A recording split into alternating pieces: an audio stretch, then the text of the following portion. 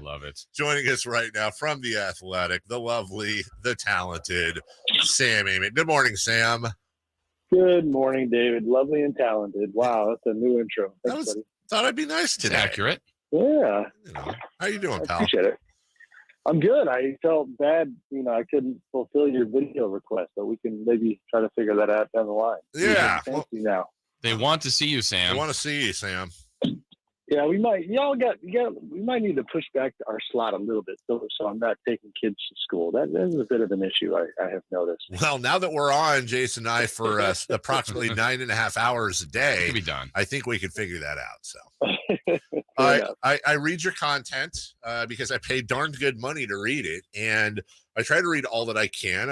You had a lot of notes that we'll get to, including the MVP race, and you said something that I very much agree with. A lot of times, media members, they make up their minds a little early, especially when not only do you have about 40% of the season left, give or take, but you also have the meat of the season, the season that counts, the push for the playoffs where the cream rises and all that. And I couldn't agree with you more that the media does that. That being said, why is it that Nikola Jokic has already clinched the MVP?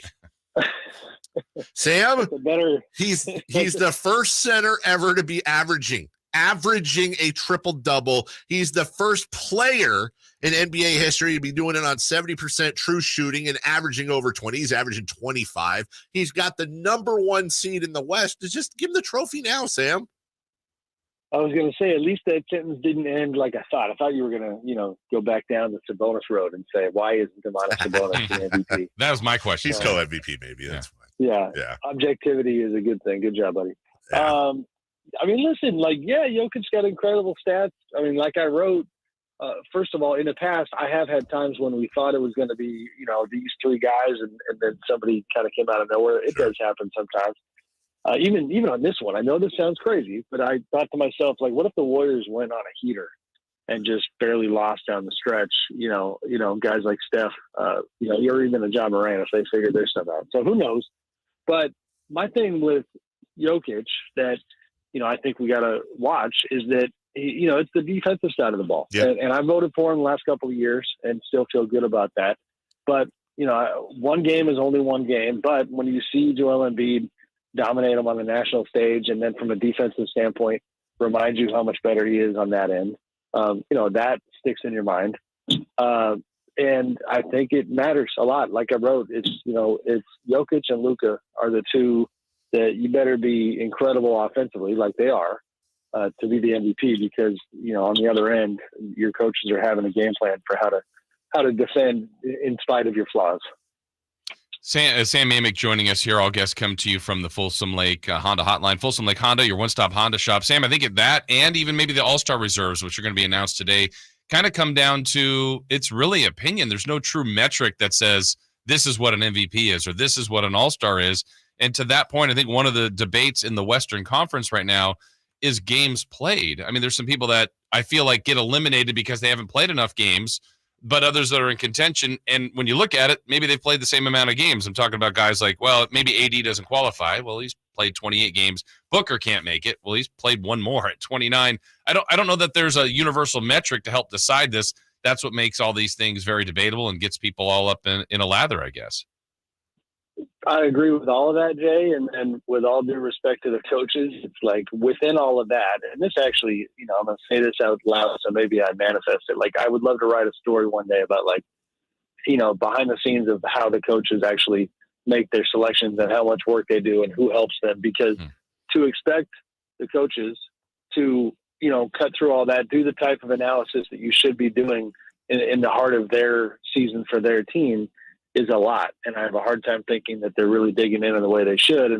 And one other thing that comes to mind based on what you said is the idea that the games played thing, I think everybody is guilty of just the human nature recency bias thing. So because Devin Booker is not out there now, you kind of just, in your mind, he's out of the mix, but like you said, it doesn't really matter when you miss the games. Kevin Durant is, I certainly think going to get in there. But games played wise is going to be in that same ballpark, and people are hoping that he can play, in person that weekend. It's a very inexact science, and even locally with the De'Aaron Fox candidacy. I'm curious to see what happens there. I'd be probably a little surprised if he gets in, but if you really break down the numbers, he's got a very, very good case, and I think Kings fans, ultimately might be feeling like he got robbed a little bit. So, it's a pretty tricky process. Sam Amick of The Athletic joining us. Sam, where does coach votes in the All-Star game, where would you say they rank in legitimacy and reality next to fan vote and player vote? The coaches, Dave? Yeah, the coaches, just to give us an idea of how seriously they may or may not take this. Sam is coming to us live from the ocean right now. Sam, where would you put that ranking? I would, apologies. Here's what I'm talking about. That's okay. They know the game incredibly well. And that's where I admittedly have a blind spot about it. I mean, that only matters so much. You got to be really diving into the tape and the data right now. And are they doing that? I'm sure, people are helping them. And then most of the time the picks are close. We always have one or two that somebody's getting robbed. But it's just a matter of how seriously they take it. It's funny. This is a Sactown Sports exclusive. I didn't have it in me to write this because it was just a moment I kind of saw, and it felt kind of weird to write it, but I think it's fine on here. The Sixers came through town, right? And I went to their shoot around. And Joel Embiid, I was just happened to be standing there while he was giving one of his all-star votes to the PR guy and telling him, his opinion. And I just kind of got a front row seat to the casualness of the player vote, right? Where he literally just looked at him and he said, "Oh, Wiggins, put him in the West front court." And I'm like, Wiggins? Like, yeah, if you're going off the finals performance and what the Warriors did last season, and he's a fantastic two-way player, but I don't know where Andrew is at on the voting, but not really seen as a short-lived all-star guy right now. But to Embiid, he just kind of picked a guy he respected and told the PR guy to put it on the ballot. You know what I mean? And then he moved on with his day. So the coaches have the ability to get it right. I just don't know how much work they're doing. Sam, also 1 week from today, we'll be talking to you again with the NBA trade deadline, and we're getting closer. More names are surfacing in the rumor mill. What are you hearing? What's kind of the activity here as far as, there's not a lot of separation in either conference. Some teams can make some big moves to really help themselves. You see people being more aggressive, trying to secure playoff spots, or maybe go the other way and tanking for guys like Wembanyama. I think a couple of teams, the ones front and center right now that people are waiting to kind of hear from are Toronto, Utah, teams like that. And just the general idea of, are they going to keep pushing? Toronto's got this bevy of good players that would help any decent team in the league. And I wrote a little bit about, just to pick on one team, the Grizzlies have now lost 6 out of 7 games, right? So if you're a team like that has championship aspirations, the wind might have kind of shifted in a kind of way where maybe you are now willing to put a bunch of first-round picks on the table for a guy like OG Anunoby. But because of the parity in the league this year, and I know it's the same thing everybody else is saying, and the fact that people are not giving up on their season as early as they typically do, I think the trade deadline is going to ultimately become like the last 3-4 days are going to be active, but it's just taking a long time for anybody to jump. So I'm trying to think who else is coming to mind. It's a lot of teams. The play-in tournament played a part here.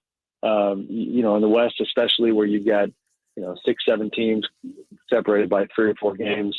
It's going to take a while to develop, but I think we'll have some action. Sam Amick of The Athletic with us. Check out his article where he covers everything from the MVP race to different teams zoning in on the trade deadline. Uses wonderful alliteration. I think at one point he wrote relevant reality, which I thought was a nice turn of phrase. Sam, you mentioned in your Kings blurb, and I want to make sure that it's what you meant, that I understood it correctly when I read it. You alluded to the idea that at this trade deadline, the Kings need to improve defensively if they're going to end their playoff streak. So A, is that what you meant? That you could see them sliding towards the end of the year if they don't do something? And B, are you hearing anything other than or along with the Matisse Thybulle stuff with the Kings? Yes, that's what I meant. Yes, okay. I think I'm committed to this Debbie Downer act where I'm just going to keep reminding them that, that the other side of the coin is, it's so tight they could fall out.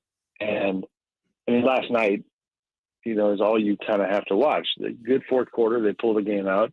They did what they had to do, and they're in a really good spot right now in terms of the standing. And, if you told me in a vacuum, like they're 29-21 at this point in the season, I'd be like, wow, that's fantastic. Good for them. But they also were losing after the first quarter to the Spurs, one of the worst teams in the league. And they just generally, they still struggle big time defensively. So as far as what I'm hearing, it's funny. I don't question the reporting on the Thybulle stuff at all, but that memo hasn't necessarily gotten to his camp.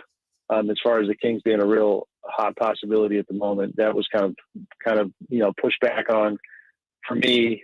So I'm curious to see if that develops at all. I think it certainly makes sense. He's an interesting one because he's elite defensively, but then a liability offensively, the anti-Jokic, if you will. And they need guys who can defend. They need Davion Mitchell, but bigger. And I know that's easy to. You can't just kind of pluck those guys out of nowhere, and they have limited assets to work with because I don't think anybody's going to take on Rashawn Holmes and his $25 million. And Terrence Davis has had a few moments here and there where maybe a team is, you can find a guy that we're not thinking of that can help you.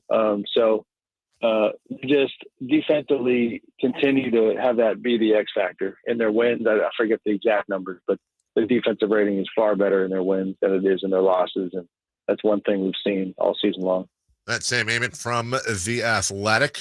Go check out his stuff, theathletic.com. Download the app if you haven't already. Appreciate you, buddy. We'll work on times and video shoots. Everyone wants to see that pretty face and that corduroy jacket. We'll talk to you soon. Thanks, guys. Appreciate you. Thank you. That's Sam Amick. We will take a break. All stars are not both Kings stars.